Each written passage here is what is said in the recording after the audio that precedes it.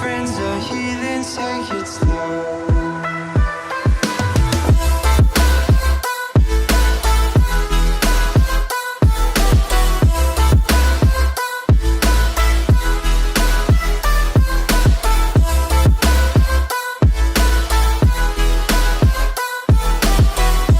Good morning, YouTube.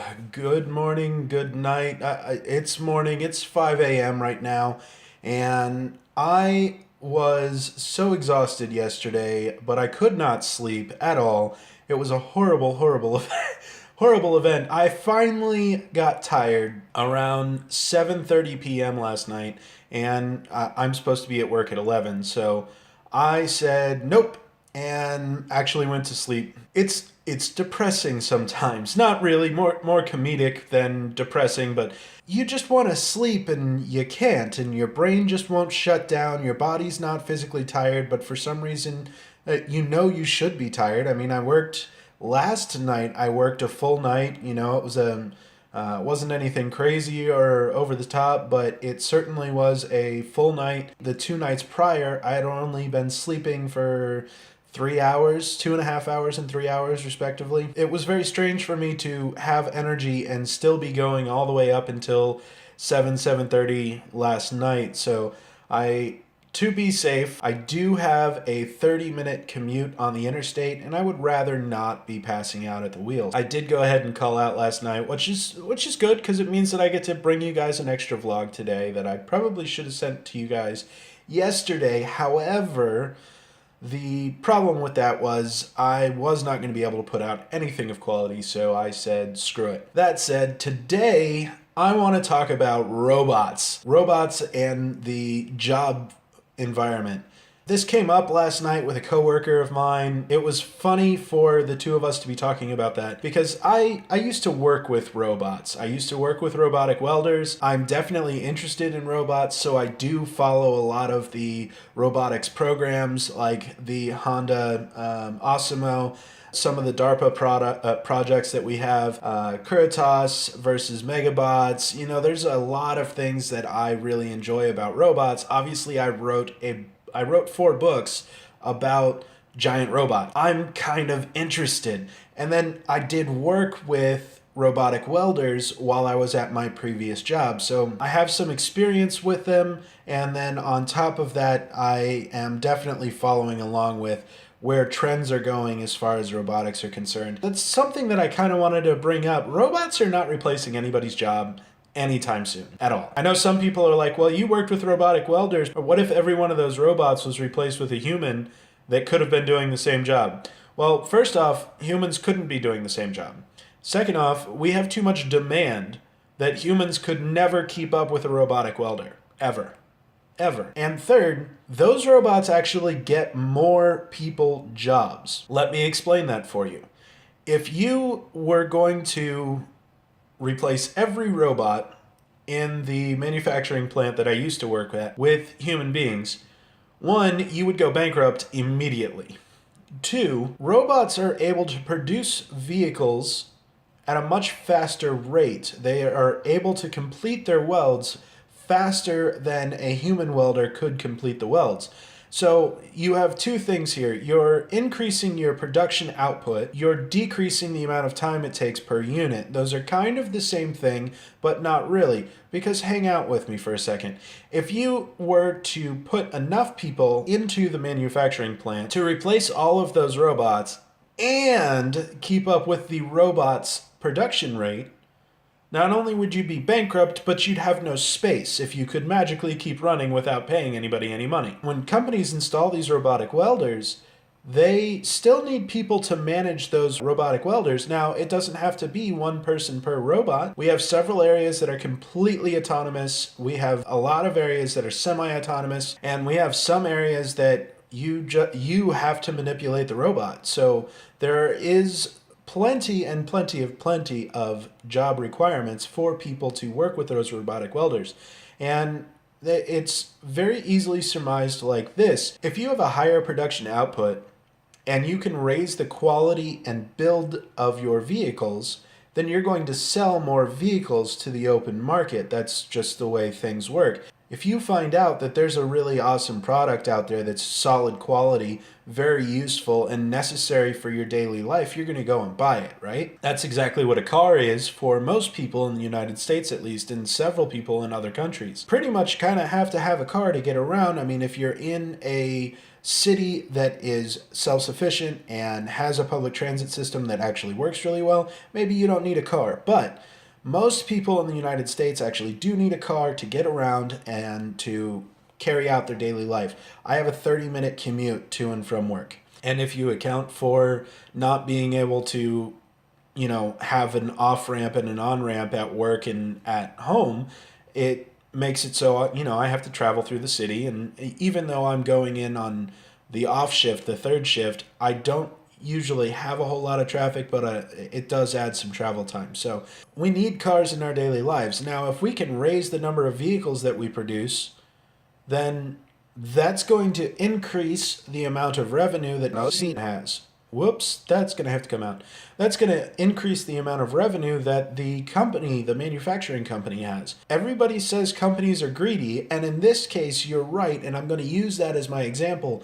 If a company is getting more revenue, then they're going to want to increase that revenue even more, provided they can do that safely. So what ends up happening is the company hires more robots and more humans. That's more jobs.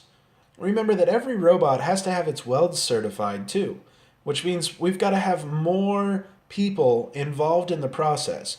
Robots aren't replacing anybody's job anytime soon. In the stamping environment, which I currently work at, it's even more comical to think of robots replacing humans, because even if the press can tell you, hey, there's something wrong, there's something on the tool face, a robot couldn't fix it. Maybe an AI that has been around for a couple of years and gone through a proper training process, a bottom-up, maybe even a top-down AI, but most likely a bottom-up AI that was designed to actually learn things would be able to figure those problems out, but we're not there yet. I mean, we had DeepMind, was it, that beat the Korean Go Master 4 games out of 5? So, I mean, yeah, it's smart, but it's not going on to a robot chassis anytime soon. That robot wouldn't have any ability to detect the parts, where the parts are. So let's go back to the example of in the press. In the press, something stops the press, and the press knows, hey, there's something in the tooling area. Okay, so the robot opens the door, but it can't see it. It can't identify objects it hasn't been trained to identify. Let's say it can identify that object. It reaches in there and tries to move that object it can't move. Now the robot has to go through a troubleshooting process that requires cognitive thought to figure out why something isn't moving. We'll say the robot got it free, but nicked one of the corners of the punches somehow. We're in fictitious world right now. People are worried that robots are taking their jobs, so we're already in a fictitious environment. So anyways, the robot nicked one of the punches.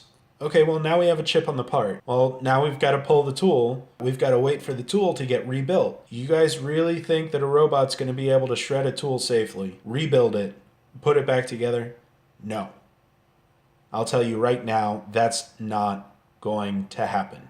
The problem is the jobs that we have right now are so delicate that we cannot entrust them to the robots that we have today. Where are we going to be at in 30 years? Really? Is that even a question?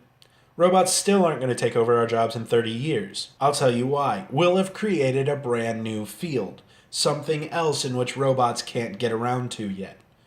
It would take a ridiculously long amount of time for robots to take over our world and our environment. We are increasing steadily at a decent pace the dexterity and awareness and capabilities of robots, but almost every single one of those capabilities, every one of those advances is handled by completely different teams that are competing against each other. By the time any capable robot seriously could put up a challenge to another human being in any work environment, we'll be dead.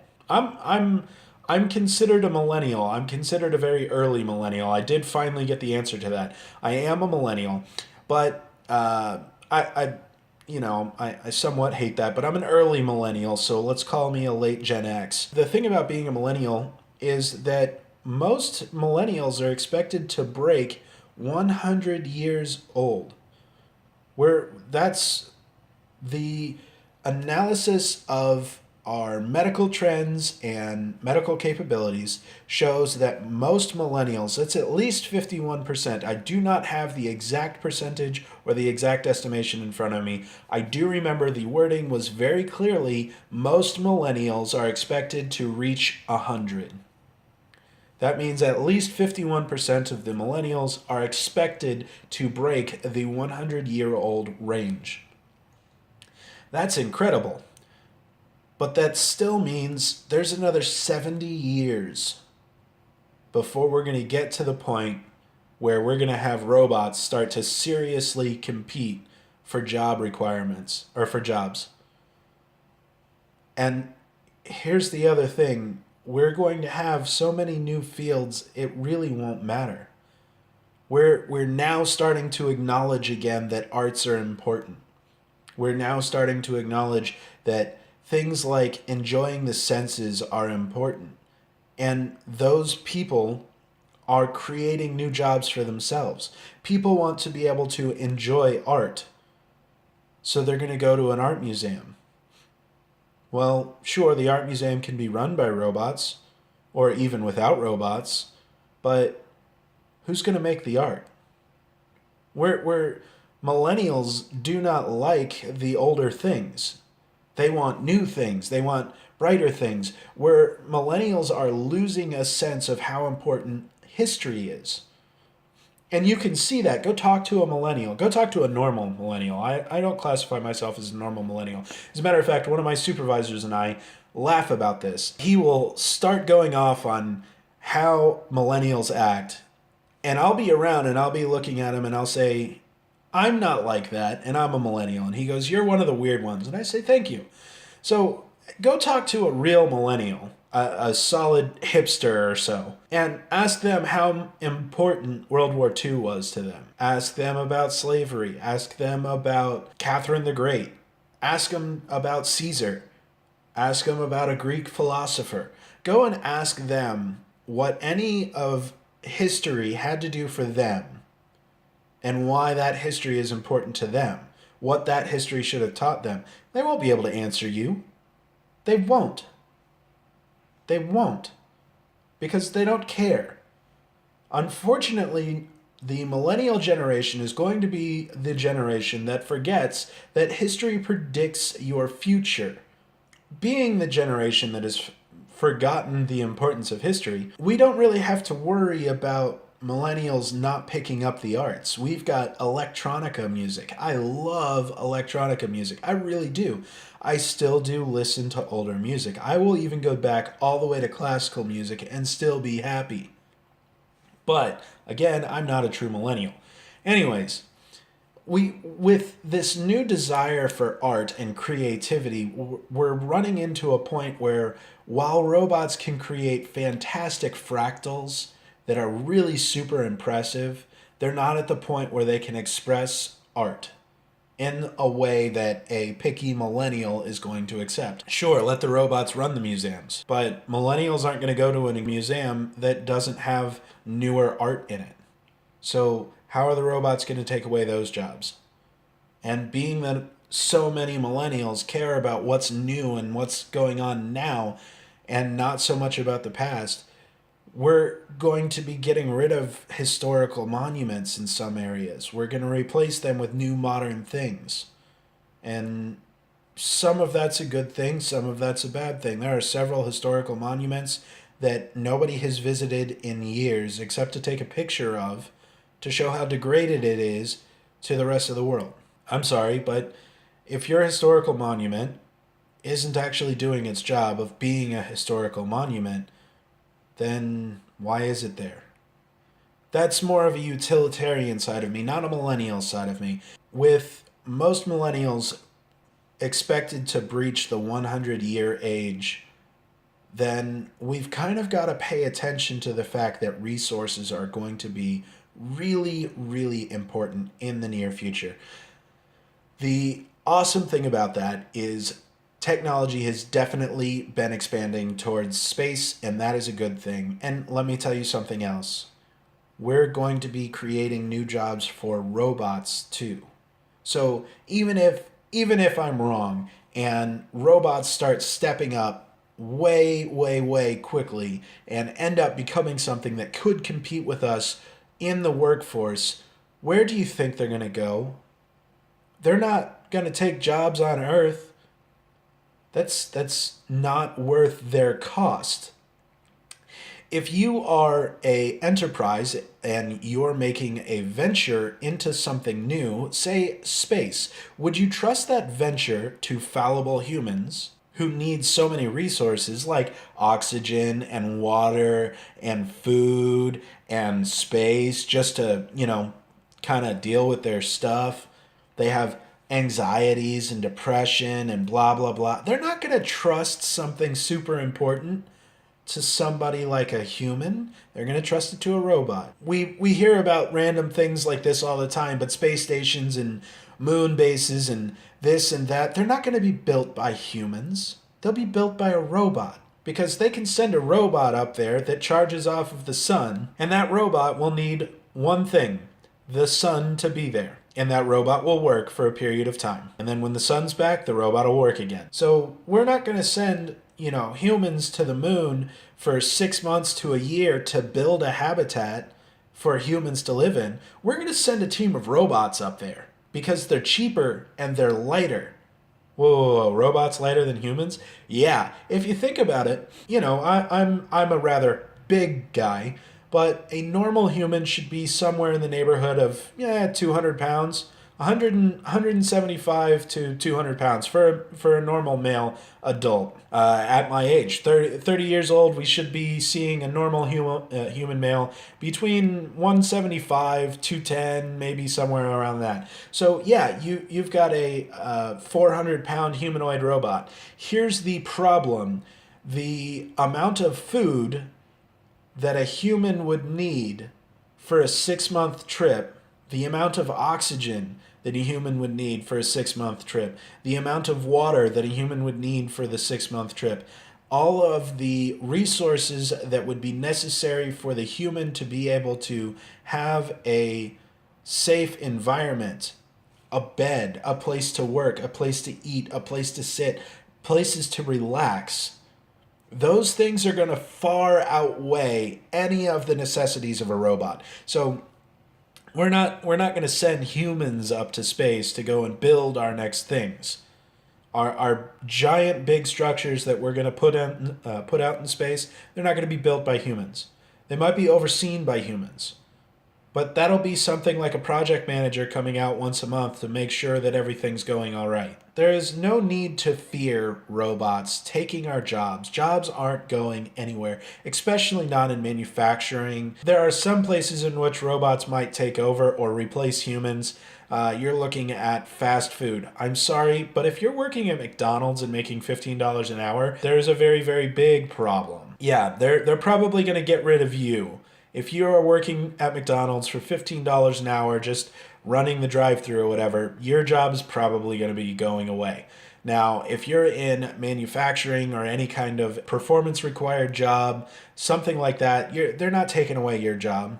They're taking away your potential to go out into space as a builder, but there's still so much stuff going on down here at Earth, there's no reason to be worried about losing a space station project or two.